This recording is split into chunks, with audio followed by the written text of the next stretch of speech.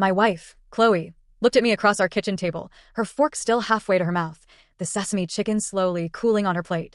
And that's when she said the words that just ended us. She said, "I decide who I spend time with. Ethan, you don't get a say." The way she said it wasn't defensive. It wasn't even angry. It was cold. Clinical almost. Like she'd rehearsed it 100 times, like someone had coached her on exactly how to deliver that line. I remember just nodding slowly, setting my own fork down, and replying with just 2 words. Your choice.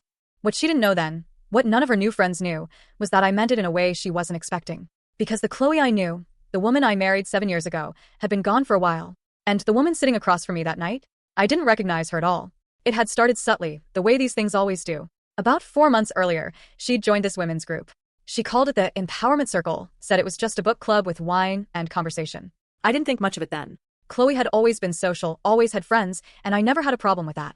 But this group was different. The leader was a woman named Vanessa, mid-30s, twice divorced, no kids. Ran some kind of life coaching business out of a rented office space in Chicago. Chloe came home from that first meeting buzzing about independence and self-actualization and toxic patterns in relationships.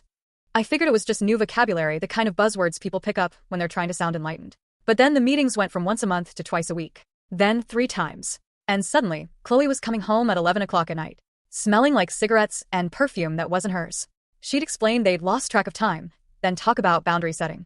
I'd ask simple questions, like, should I save you dinner? Or do you need me to pick anything up from the store tomorrow?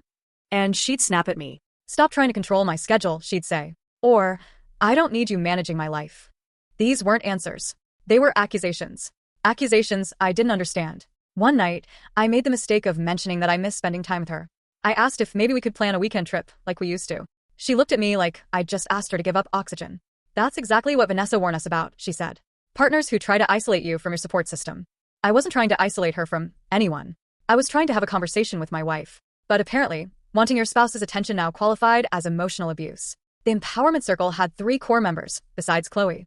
There was Sarah, who left her husband of 12 years because he asked her to help pay the mortgage after she quit her job to start a jewelry business that never sold a single piece.